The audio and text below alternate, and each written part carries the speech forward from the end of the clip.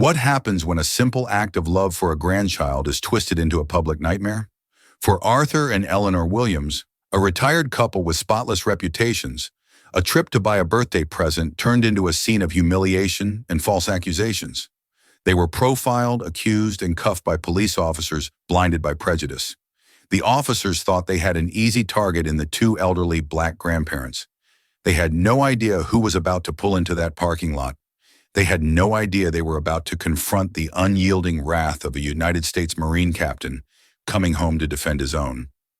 The autumn air in Oak Creek, a manicured suburb just north of the city, had a familiar crispness to it. It was the kind of air that made Arthur Williams feel nostalgic. At 74, with a tweed jacket that had seen more seasons than most of the town's oak trees, he felt a deep, quiet contentment. Beside him in their polished 2018 Buick LaCrosse, his wife of 51 years, Eleanor, hummed a soft gospel tune. Her silver-streaked hair was elegantly pinned, and her eyes, though framed by the fine lines of a life well lived, held a vibrant, youthful sparkle. They were on a special mission. Their grandson, Leo, was turning 12, and Leo was obsessed with filmmaking. He created little movies with his friends on an old smartphone, complete with surprisingly clever camera angles and dramatic, if slightly wobbly, action sequences. Arthur and Eleanor had saved for months. They were going to Quantum Electronics, a large, sleek store with glass walls and an intimidatingly modern logo, to buy him his first real camera, a Canon EOS R100. They had researched it meticulously, comparing specs and reading reviews.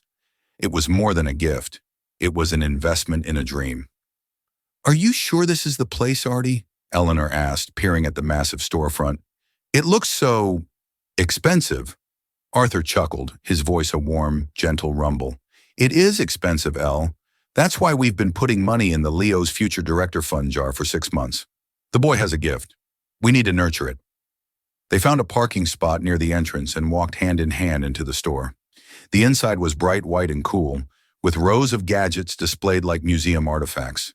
Cheerful pop music played softly overhead. For a Tuesday afternoon, it was relatively quiet. A few younger customers were engrossed by a display of drones, and a man in a business suit was speaking animatedly to a sales associate about smart home systems. They spent nearly an hour with a helpful young employee named Ben, who patiently explained the camera's features, showed them different lenses, and never once made them feel out of place or rushed. Arthur paid with his debit card, the total coming to just over $650. Ben carefully packed the camera, the extra battery they'd purchased, and a memory card into a glossy black bag with the store's silver logo. "Your grandson is a lucky kid," Ben said with a genuine smile. "This is a fantastic starter camera." "Thank you, young man. You've been a great help," Eleanor said, her voice full of warmth. As they left the store, the automatic doors sliding shut behind them, they felt a swell of pride and excitement. They couldn't wait to see the look on Leo's face. They were so caught up in their happy bubble that they didn't notice the store manager, a woman with a severe blonde bob and a pinched expression, watching them leave. She picked up the phone behind her counter, her eyes narrowed into suspicious slits. They had just reached their car, Arthur fumbling for the keys in his jacket pocket, when the serene afternoon was shattered. 2 Oak Creek Police Department cruisers, a Ford Explorer and a Dodge Charger, screeched into the parking lot, lights flashing, and boxed their Buick in. 2 officers emerged. The first, a man in his late 20s with a military-style haircut and a cocky swagger, was Officer Chad Miller. The second, his superior, was Sergeant Frank Davis, a burly, mustachioed man in his 50s whose face seemed set in a permanent look of weary cynicism. Officer Miller approached them, his hand resting casually on the butt of his holstered Glock. "Sir, ma'am, I'm going to need you to step away from the vehicle and place your hands where I can see them." Arthur and Eleanor froze, their hearts pounding in their chests. The glossy bag containing their grandson's dream gift suddenly felt impossibly heavy. Confusion, quickly followed by a cold, creeping dread, washed over them. This had to be a mistake, a terrible, unbelievable mistake. "Officer, there must be some sort of misunderstanding," Arthur said, his voice steady despite the tremor in his hands. He held his empty palms up, a gesture of peace and compliance he'd unfortunately had to learn as a young black man decades ago. Eleanor stood beside him, her face a mask of disbelief. "We haven't done anything wrong." Officer Miller's eyes flickered over them, a dismissive, sizing-up glance that lingered on Arthur's tweed jacket and Eleanor's simple purse.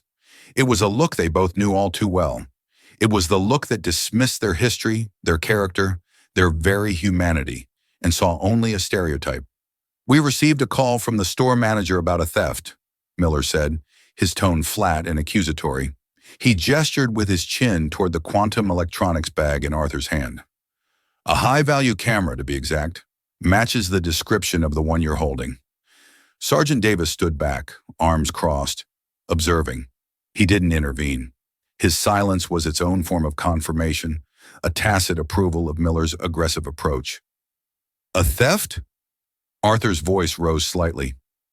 "Officer, we just purchased this camera. I have the receipt right here in my wallet." He made a slow, deliberate move toward his back pocket. "Hold it!" Miller snapped, his hand tightening on his weapon. "Don't you move. Just stay right where you are." The command was so sharp, so filled with unwarranted hostility, that it felt like a physical blow. People were starting to notice. A woman loading groceries into her minivan slowed to stare. A couple walking toward the store paused, their curiosity piqued by the flashing lights. Arthur and Eleanor were suddenly on display, the subjects of a public spectacle. The warmth of the afternoon had vanished, replaced by a chilling sense of shame. "Chad, let the man get his wallet," Sergeant Davis grunted, his voice gravelly. It wasn't an order given out of decency, but one of procedural necessity. Miller smirked. "All right, old-timer, real slow." With trembling fingers, Arthur retrieved his worn leather wallet. He carefully extracted the long, crisp receipt from quantum electronics and held it out. Miller snatched it from his hand. He glanced at it for barely a second before scoffing. This could be for anything, a different item, or it could be fake. Easy enough to print something up these days. "A fake receipt?" Eleanor's voice was incredulous. "Sir, we are retired school teachers. I was a librarian for 40 years. My husband taught history. We have never stolen a single thing in our entire lives." Her plea for reason, for them to see who they truly were, was met with a wall of indifference. Yeah, everyone's a saint when we show up," Miller sneered. He turned to Arthur. "What's in the bag?" "It's the camera we just bought for our grandson's birthday," Arthur said, his dignity a fragile shield against the officer's contempt. "Open it," Miller commanded. Arthur placed the bag on the hood of his car and carefully took out the box containing the Canon EOS R100. Miller examined it, then looked at the receipt again. He pointed to a line item. "Says here you bought an extra battery. Where's that?" "It's in the box with the charger," Arthur stammered, his mind struggling to keep up with the absurdity of the situation. "So you say." Miller then looked at Eleanor. "Ma'am, I'm going to need to look in your purse." "My purse?" Eleanor clutched it tighter. "Why?" "Standard procedure. Looking for other stolen merchandise," Miller said. It was not standard procedure, and they all knew it. It was an exercise in power, in degradation. Without waiting for permission, Miller reached out and took the purse from her. He unceremoniously dumped its contents onto the hood of the car. A wallet, a tube of lipstick, a small Bible, a packet of tissues, reading glasses. A small framed photo of their son Marcus, in his Marine Corps dress blues, clattered onto the metal. Miller picked up the photo, glanced at it, and tossed it back down with the rest of the items, his face impassive. The casual disrespect for the image of their son, a man who had served his country for over 15 years, was a fresh, deep cut. It was then that the store manager, Karen Vickers, walked out, flanked by a nervous-looking security guard. She pointed a perfectly manicured finger at them. "That's them," she said, her voice loud and self-righteous. "They were acting very suspicious. They lingered in the camera section for a long time, and I saw him slip something into her purse when they thought no one was looking." It was a blatant, venomous lie.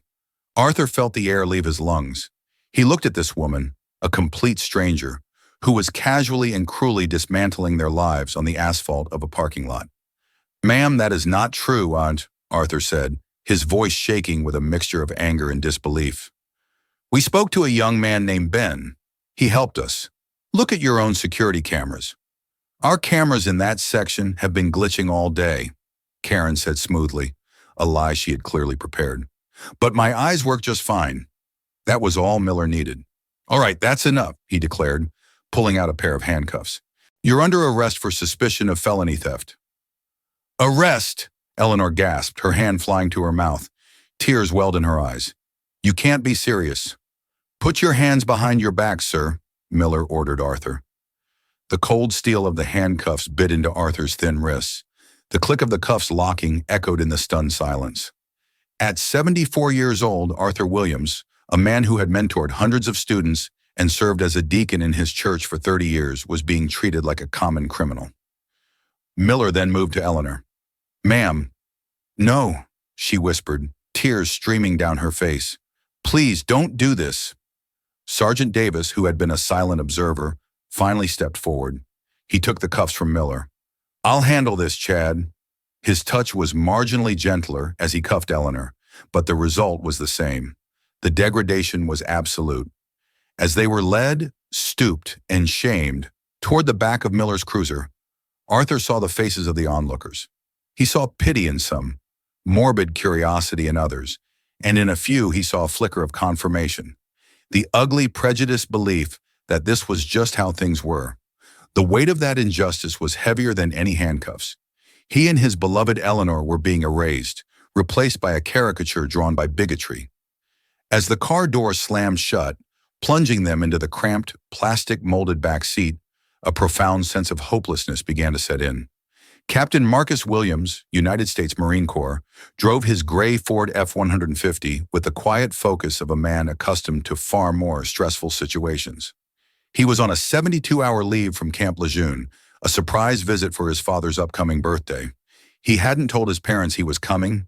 He pictured their faces, the shock turning to unadulterated joy. He'd call them when he was a few minutes away, tell them to look out their front window. He smiled at the thought. After 2 tours in Afghanistan and his recent promotion to captain, little in life felt as good as seeing his mom and dad. They were his bedrock, the source of his moral compass. They had taught him integrity, discipline, and the quiet strength of dignity, values the Marine Corps had only sharpened. He was just turning onto the main road that led to his parents' neighborhood when he saw it. Up ahead in the sprawling parking lot of the Quantum Electronics store were the unmistakable flashing blue and red lights of 2 Oak Creek police cruisers. That wasn't unusual. What made his heart slam against his ribs was the car they had boxed in, a pristine, cream-colored 2018 Buick LaCrosse. His parents' car. His blood ran cold. He slowed his truck, his eyes scanning the scene, his training kicking in, assessing every detail with rapid precision. He saw 2 officers. He saw a blonde woman talking with one of them. And then he saw it. The back door of one of the cruisers was open, and a stooped figure, a man in a familiar tweed jacket, was being pushed inside, his father. Then he saw his mother, her shoulders slumped in a way he'd never seen before, being led to the same car. A feeling Marcus hadn't felt since a firefight in Helmand Province seized him. A cold, razor-sharp rage that narrowed the world down to a single objective: protect his family. He didn't speed. He didn't swerve. He pulled his truck into the adjacent parking aisle, turned the engine off, and got out. He moved with an economy of motion that was both unnervingly calm and intensely menacing. He was wearing civilian clothes, jeans, and a simple gray Henley, but he carried himself with an authority that no uniform could bestow. As he approached, Officer Miller was just closing the door on his parents. He was laughing about something with the store manager, Karen. "Excuse me," Marcus's voice cut through the air. It wasn't loud, but it had a quality of command that made everyone freeze. Miller turned, his smile fading into a look of annoyance. "Sir, this is an active police scene. You need to stay back." Marcus ignored him. His eyes were locked on the tinted window of the police cruiser, where he could just make out the silhouettes of his parents' heads. "Those are my parents in your car," Marcus stated. It wasn't a question.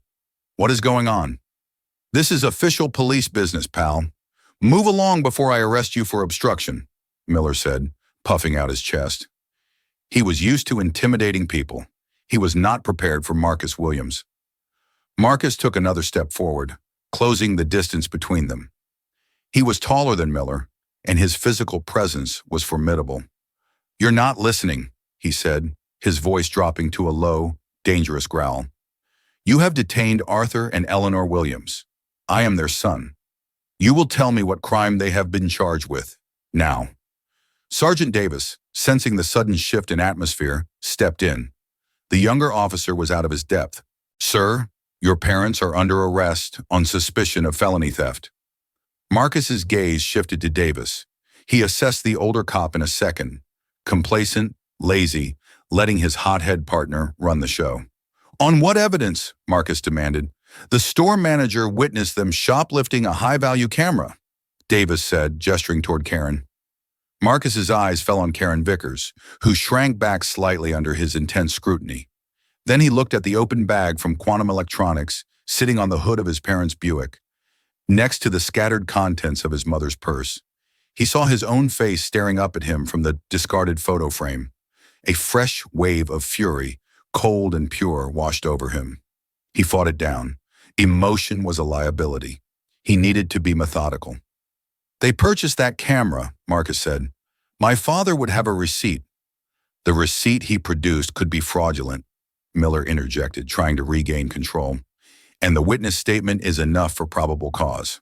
"So a woman who works on commission," Marcus began, his voice dripping with contempt as he looked at Karen, "makes a baseless accusation against two elderly black patrons. You ignore their receipt. You don't verify with the cashier who sold it to them. You don't review the store's security footage.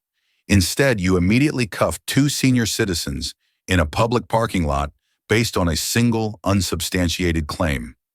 Is that a correct summary of your police work, Sergeant?" Davis's face reddened slightly.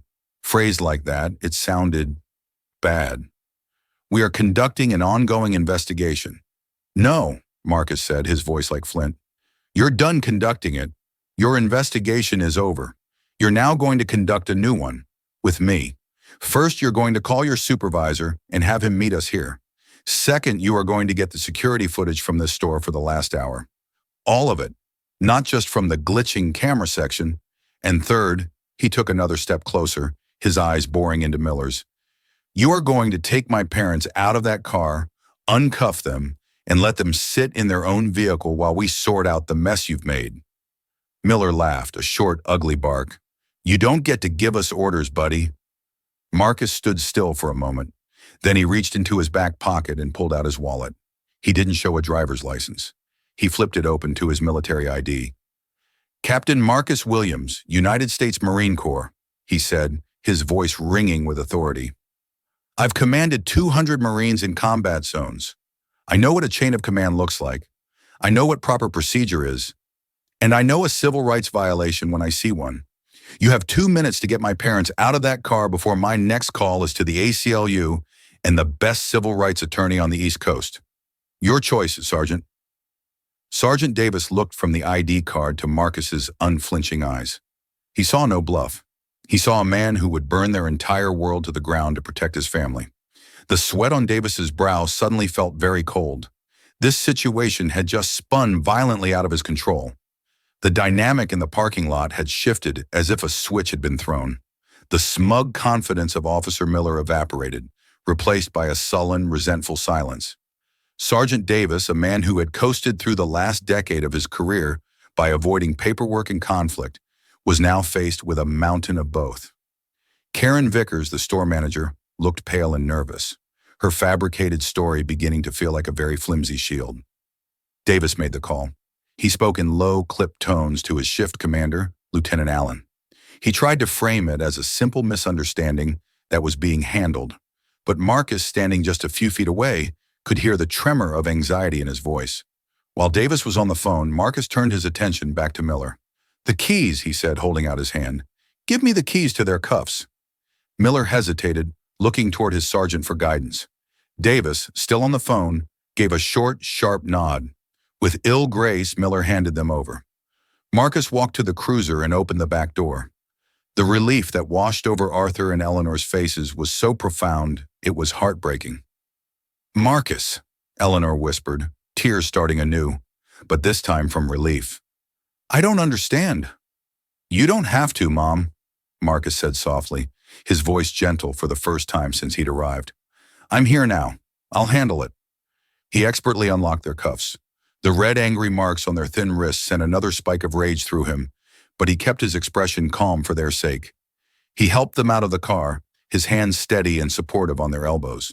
He walked them to their own Buick, opened the doors for them, and made sure they were seated comfortably before closing the doors, giving them a space of privacy and dignity away from the prying eyes of the officers and the growing number of onlookers. He then retrieved his mother's belongings from the hood of the car, carefully placing everything back in her purse, lingering for a moment on the photo of himself before tucking it safely inside. By the time Lieutenant Allen arrived, a weary-looking man with salt and pepper hair, the scene was set. Marcus met him halfway. He gave a brief, factual, and damning account of what he had witnessed and what his parents had told him. He omitted no detail: the dismissal of the receipt, the lie about the glitching cameras, the public humiliation, the refusal to investigate before arresting. "Lieutenant," Marcus concluded, his tone respectful but firm, "my father is a retired history teacher. My mother was a librarian. They have lived in this county for 51 years and have never even had a speeding ticket. The actions of your officers today were not just unprofessional, they were a clear-cut case of racial profiling resulting in false arrest." Lieutenant Allen listened, his face growing grimmer with every word. He looked at Miller, then at Davis, then at the visibly shaken store manager.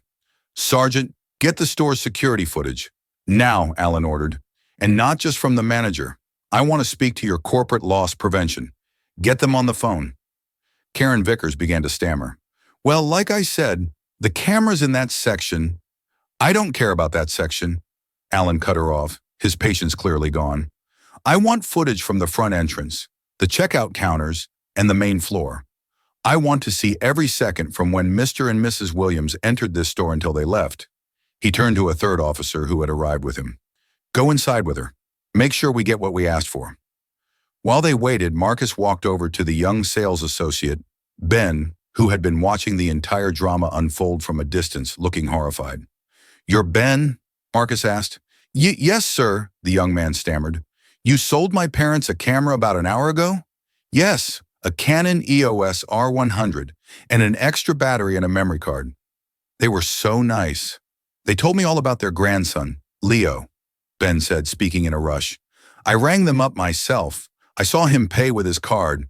I don't understand why this is happening." "Would you be willing to state that to the lieutenant?" Marcus asked.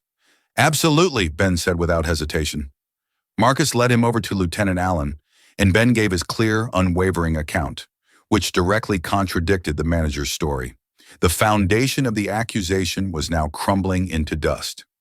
40 minutes later, the officer returned from the store's security office with a tablet. Lieutenant Allen, Sergeant Davis, Officer Miller, and Marcus huddled around it. Karen Vickers was kept at a distance, looking increasingly ill. The footage was crystal clear. It showed Arthur and Eleanor entering the store. It showed them speaking with Ben for nearly an hour, examining the camera with genuine interest.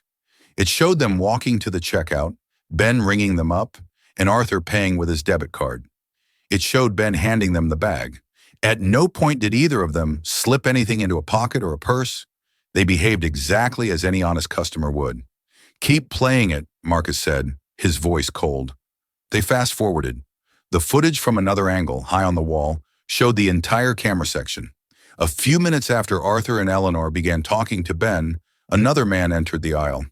He was a young white man in a gray hoodie and baggy jeans. He moved quickly, glancing around nervously. He picked up an identical Canon camera box, looked directly at it, and then with swift, practiced ease, shoved the entire box under his hoodie and walked briskly out of the aisle and toward a side exit. The timeline was damning. The actual theft had occurred while Arthur and Eleanor were in plain sight, engaged in a legitimate transaction. But the most incriminating part was yet to come. The camera focused on the main counter showed Karen Vickers. She was looking at a monitor, and the footage showed her watching the man in the hoodie. She saw him. She saw him take the camera. She did nothing. Her eyes then darted over to the elderly black couple laughing with the sales associate. She watched them, her expression hardening. After the man in the hoodie was long gone, she watched Arthur and Eleanor leave the store. Only then, after the real thief had vanished, did she pick up the phone to call the police. She had seen the real crime and ignored it, choosing instead to pin it on the Williamses. The silence that followed the video was deafening. Officer Miller's face was ashen. Sergeant Davis refused to meet anyone's eyes, staring at the ground as if it held the answers to his ruined career. Lieutenant Allen took a deep breath. He turned to Marcus. "Captain Williams, on behalf of the Oak Creek Police Department, Marcus held up a hand. "Don't," he said, his voice dangerously quiet. "Don't apologize to me. You're going to apologize to my parents, and then we're going to talk about what happens next. Because this is not over. Not by a long shot." The revelation from the security footage hung in the air, thick and undeniable. The narrative so confidently constructed by Karen Vickers and Officer Miller had not just been disproven. It had been obliterated, exposing a raw, ugly foundation of prejudice and deceit. Lieutenant Allen, to his credit, acted swiftly. His first move was to walk directly over to the Williamses' Buick. Marcus followed, standing back to give him space. The lieutenant addressed Arthur and Eleanor through the open passenger window, his voice laced with a deep professional shame. "Mr. and Mrs. Williams," he began, his hat in his hands. "My name is Lieutenant Allen. There are no words to properly express how sorry I am for what my officers have put you through today. Your innocence is completely and totally verified. The actions taken here were inexcusable and are not representative of this department's standards. You are, of course, free to go. We will handle everything from here." Eleanor simply nodded, her expression exhausted but resolute. Arthur looked past the lieutenant to his son, a look of immense pride and gratitude in his eyes. "Thank you, Lieutenant," Arthur said, his voice heavy with the emotion of the last few hours. "We just want to go home." As Marcus helped his parents get ready to leave, Lieutenant Allen turned his attention to his subordinates and the store manager.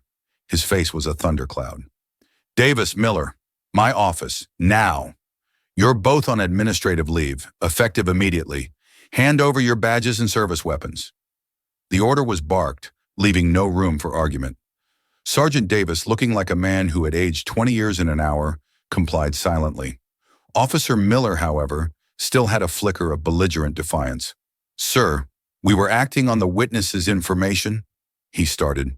"You're on leave, Miller, which means you're to remain silent," Allen snapped, cutting him off. "Internal Affairs will be in touch." He then turned his steely gaze on Karen Vickers, who was now being questioned by another officer. "As for you, ma'am, you just filed a false police report, and based on this evidence, it seems you did so with malicious intent. You might want to find a lawyer." Karen's face crumpled. The self-righteous manager was gone, replaced by a frightened woman who had just realized the catastrophic consequences of her actions. But Marcus wasn't finished. As his parents started their car, he approached Lieutenant Allen one last time. "Lieutenant," he said, his voice low so only Allen could hear. "Administrative leave isn't enough. I want their body camera footage." Allen blinked. "Captain, the store footage was conclusive." "The store footage shows what happened. The body cam footage will show why," Marcus insisted. "It will show their intent. It will record every word they said to my parents, every word they said to each other when they thought no one was listening. It will be the difference between a firing and a criminal conviction for civil rights violations. I'm requesting it formally right now, and I'll be following up with a Freedom of Information Act request tomorrow morning." Lieutenant Allen stared at Marcus, seeing the unbending steel in his eyes. He knew this Marine captain would not let this go.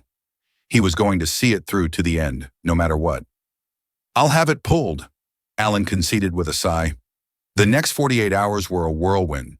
The Williams family retained the services of a top civil rights attorney, a man Marcus had been given the name of by a contact in the Judge Advocate General's Corps. The local news got wind of the story, and it exploded.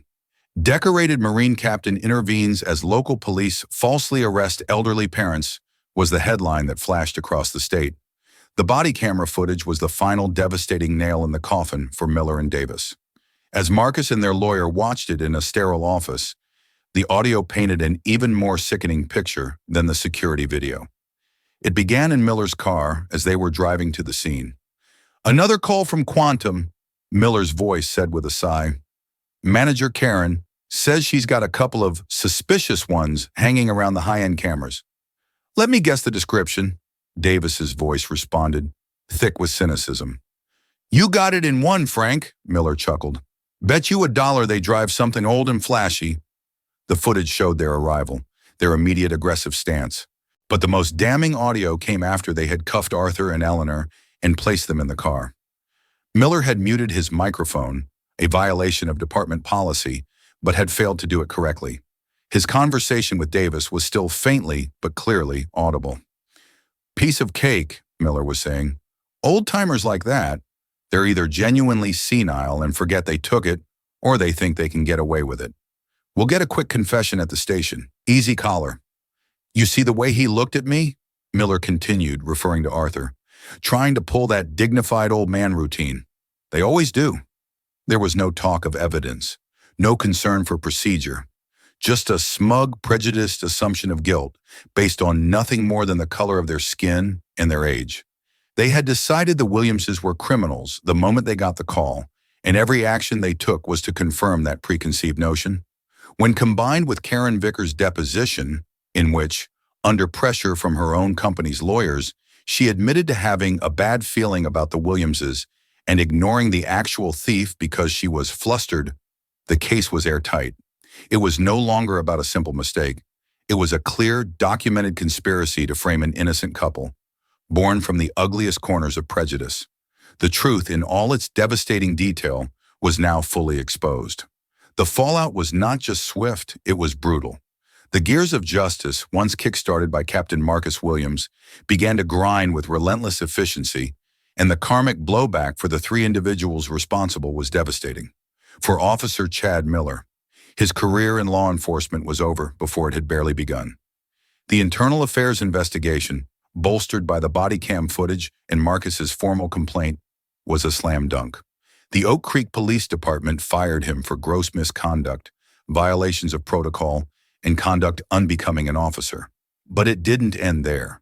The county district attorney, facing immense public pressure and a rock-solid case presented by the Williams family's attorney, pressed criminal charges.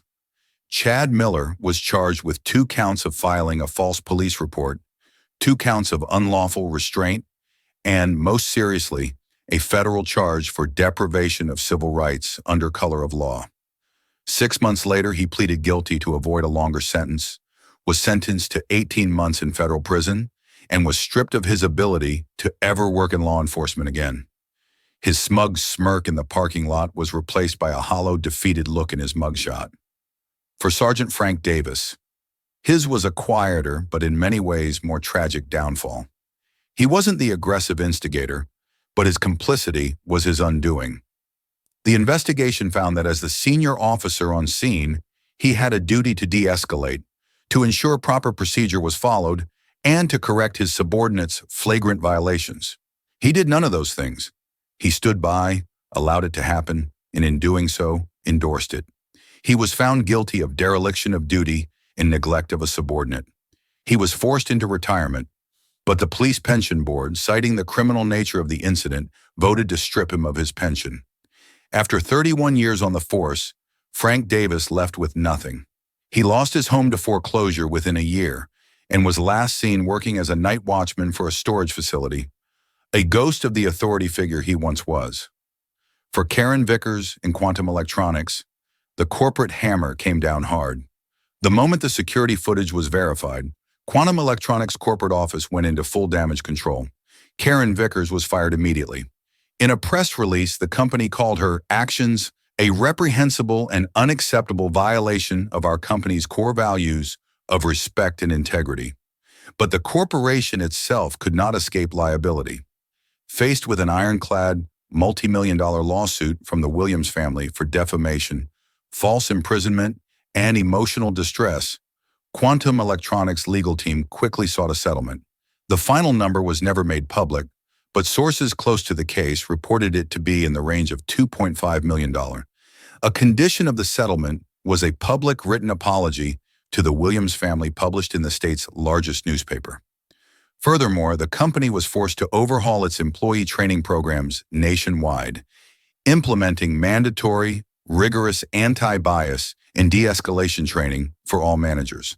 The Oak Creek store location became a pariah in the community. Sales plummeted, and within a year, the gleaming glass building was vacant, a silent monument to the day prejudice and lies were met with unyielding truth. For the Williams family, their vindication was absolute, but they did not simply take the settlement money and retreat into a quiet life.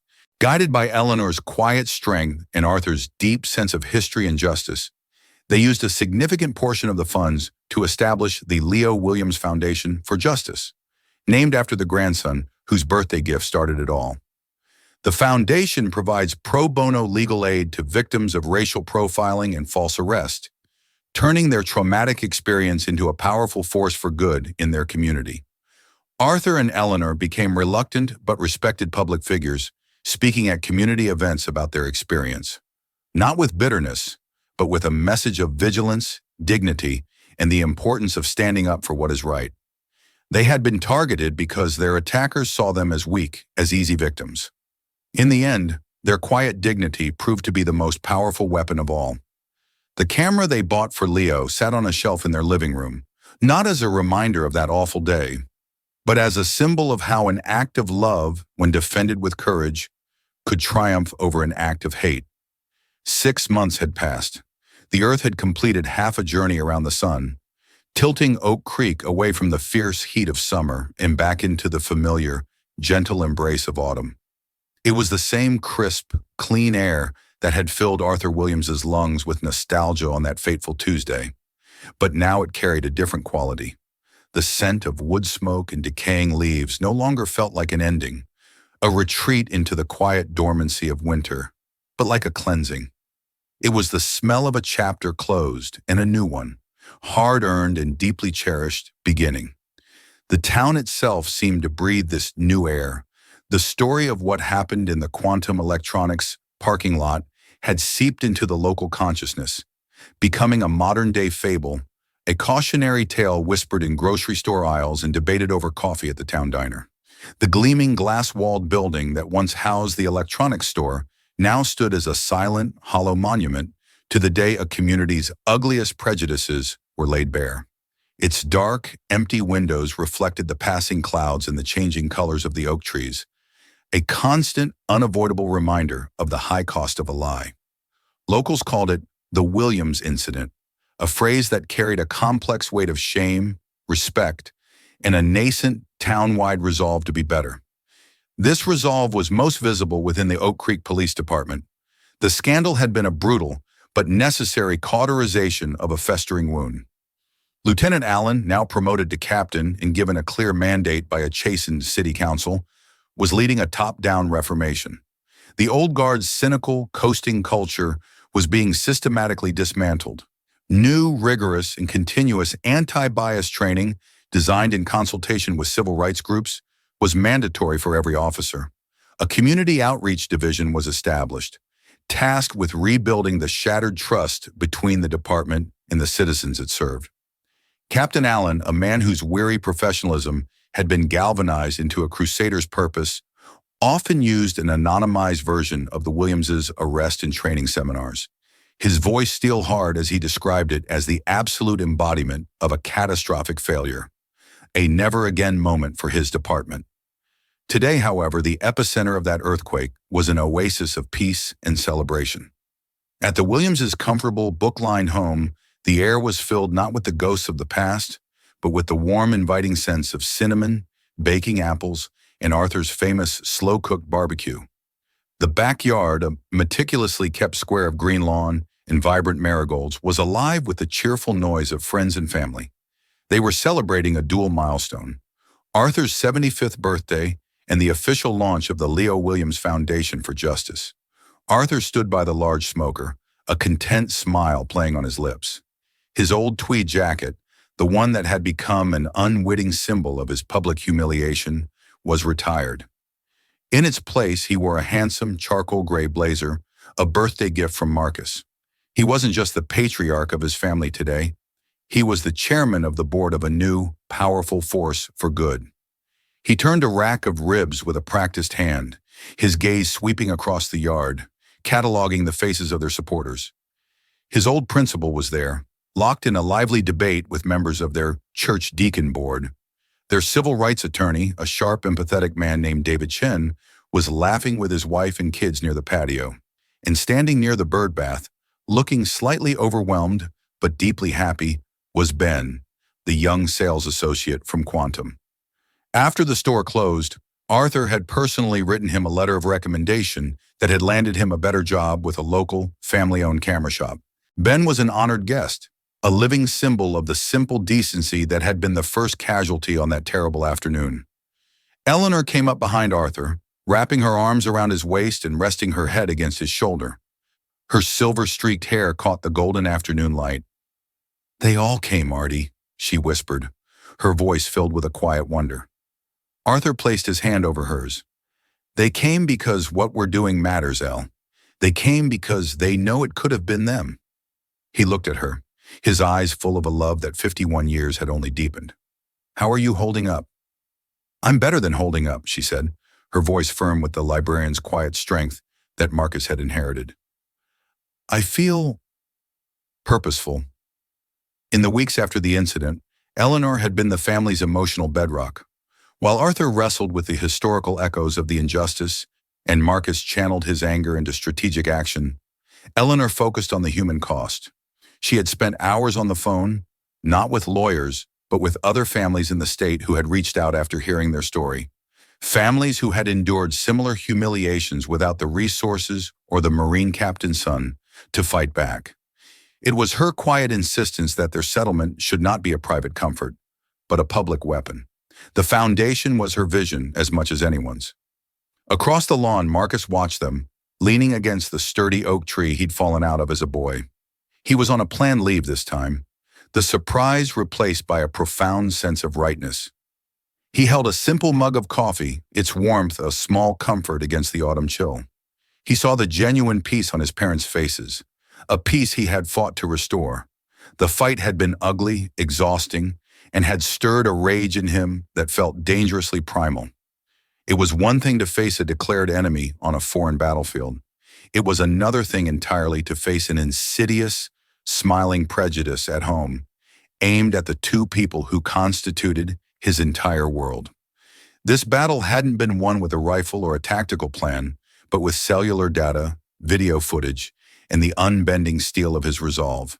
He had learned that a Freedom of Information Act request, wielded correctly, could be as powerful as an airstrike. His father caught his eye and beckoned him over. "Captain," Arthur said, his voice brimming with pride, "come settle a debate for your old man. My principal here thinks the turning point was the security footage. I maintain it was when you showed them your military ID." Marcus smiled and shook the principal's hand. "Respectfully, sir, you're both wrong," he said, his gaze shifting to his father. "The turning point was when you and Mom decided 51 years ago to build a life based on integrity. It was when you taught me that our name, our character, was the only thing no one could ever take from us. Everything else was just a tactic to defend that truth." Arthur's eyes welled slightly. He clapped his son on the shoulder, a wordless gesture of overwhelming love and gratitude. The center of the party's gravity, however, was not the celebrated elders or the decorated son. It was a 12-year-old boy with a shock of black hair and a look of intense concentration on his face. Leo, the budding filmmaker, the unwitting catalyst for this entire saga, was in his element. He moved through the crowd with the Canon EOS R100, the camera now feeling like a natural extension of his arm. It was no longer just a birthday gift. It was a legacy, a tool, a responsibility. He wasn't just passively recording the event. He was creating a document. He was conducting short, earnest interviews, his voice barely audible over the party's hubbub.